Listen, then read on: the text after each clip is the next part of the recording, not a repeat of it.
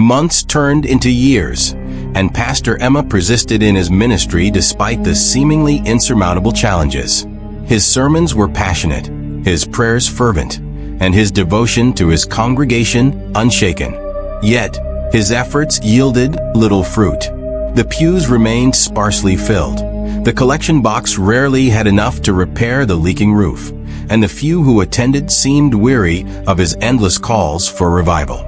One particularly harsh Sunday, after delivering a sermon to just 3 people, one of whom fell asleep halfway through, Pastor Emma sat on the steps of his modest church, staring at the dusty road that led to nowhere in particular. His heart was heavy, his spirit crushed. "I have done everything, Lord," he whispered into the stillness. "I have prayed, fasted, and preached with all my heart.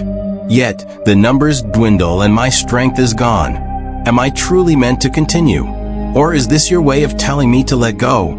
That night, for the first time in years, Pastor Emma didn't kneel by his bedside to pray. Instead, he sat in silence, wrestling with a thought that had been creeping into his mind since his last encounter with the stranger. What if he was the answer?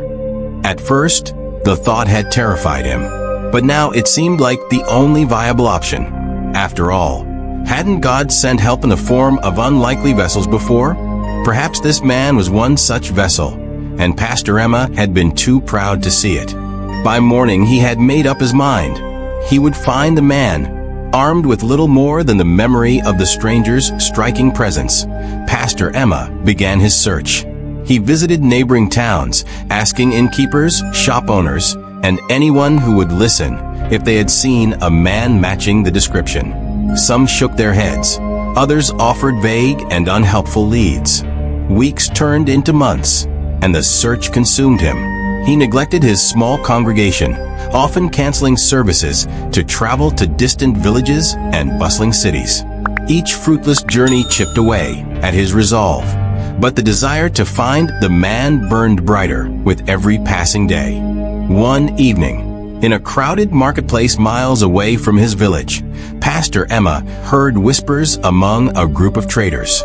"He's a miracle worker, they say," one woman murmured. "Preachers flock to him for blessings, and their churches grow overnight. Does he have a name?" Pastor Emma interrupted, his heart racing. The traders exchanged glances before one of them replied, "He goes by many names, but most simply call him the advisor." "Where can I find him?" The woman hesitated, then pointed toward the hills on the horizon. "They say he meets those who seek him at the abandoned monastery there. But be warned, Pastor, his help comes at a price." Determined, Pastor Emma climbed the winding path to the crumbling monastery under the cover of night.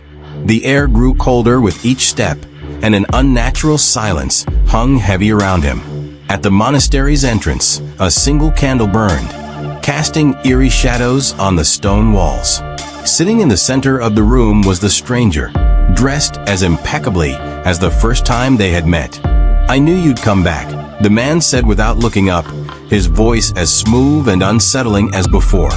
Pastor Emma swallowed hard, stepping forward. "I've done everything I can, yet my ministry is failing. I need your help." The man finally met his gaze, a knowing smile playing on his lips. "Are you ready to listen this time?" "Yes," Pastor Emma replied, though his voice trembled.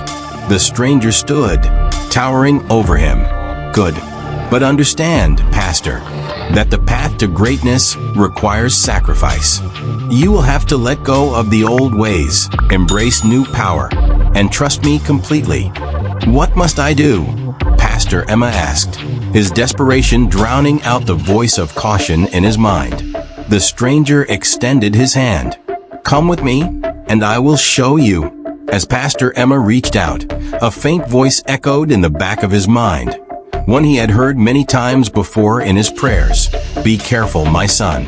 Not all offers are from me." He hesitated for a moment, but the stranger's grip was firm, pulling him forward. "Do not doubt," the man said, his voice commanding. "You prayed for a sign, and I am here. Now, will you accept what I offer?"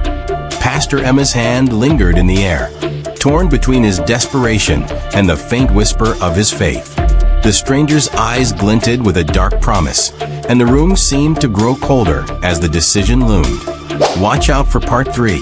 Thank you for joining us on this incredible journey through Pastor Emma's story.